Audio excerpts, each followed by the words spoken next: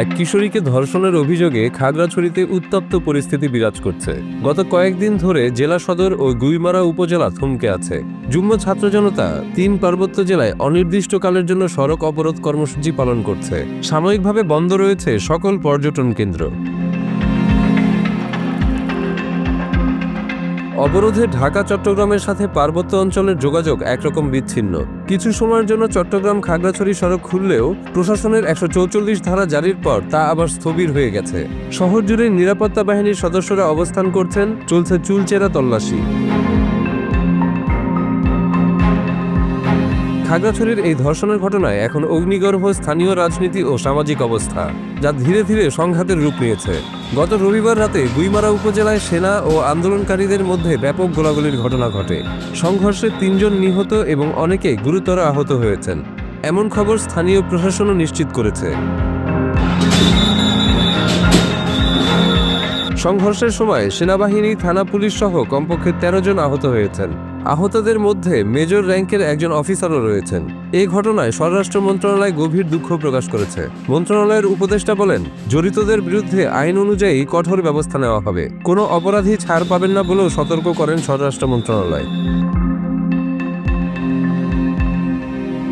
স্থানীয়দের তথ্য অনুযায়ী সংঘর্ষের সময় পাহাড়িদের বাড়ি ও দোকানপাটে অগ্নিসংযোগ করা হয়েছে।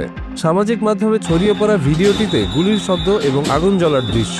এই সংঘর্ষে মারমাদের রামসু বাজার সবচেয়ে বেশি ক্ষতিগ্রস্ত হয়েছে। এক মারমা নেতা বলেছেন, ঘরবাড়ি ও ব্যবসা প্রতিষ্ঠান পুড়ে ছাই হয়েছে, অনেকেই গুলিবিদ্ধ হয়েছেন। অন্যদিকে এই অগ্নিসংযোগের জন্য পাহাড়ি সশস্ত্র গোষ্ঠীগুলোকে দায়ী করেছে স্থানীয় বাঙালি ও কিছু প্রবীণ লোকজন। বিষয়টি এলাকায় সাম্প্রদায়িক উত্তেজনার মাত্রা বাড়িয়েছে। নাগরিক পরিষদের নেতারা এই অভিযোগের বিরোধিতা করেছেন। তিনি বলেন, ধর্ষণের বিচার চাইতে গিয়ে উস্কানিমূলক কাজ করছে কিছু সশস্ত্র গোষ্ঠী। বাঙালিদের উপর হামলা হয়েছে, এমন দোকানপাটও লুট হয়েছে।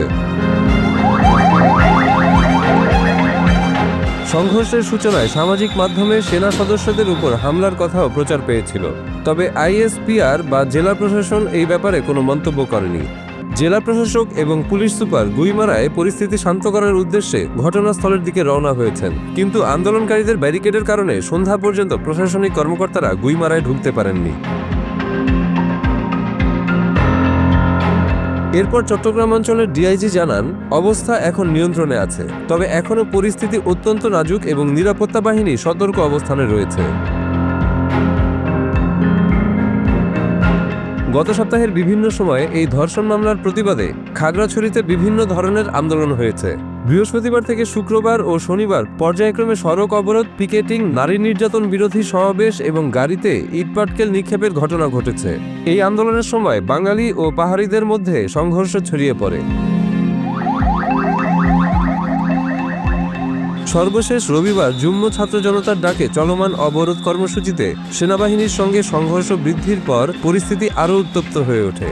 সেনারা মাইকে শান্ত থাকার আহ্বান জানালেও অবরোধকারীদের সঙ্গে দ্বন্দ্বের পর ব্যাপক গুলি বিনিময় ও অগ্নিসংযোগ হয়। স্থানীয় বাঙালি ও পাহাড়ি সম্প্রদায়ের মধ্যে অন্তত কয়েকটি বসতবাড়ি ও দোকান পুড়েছে।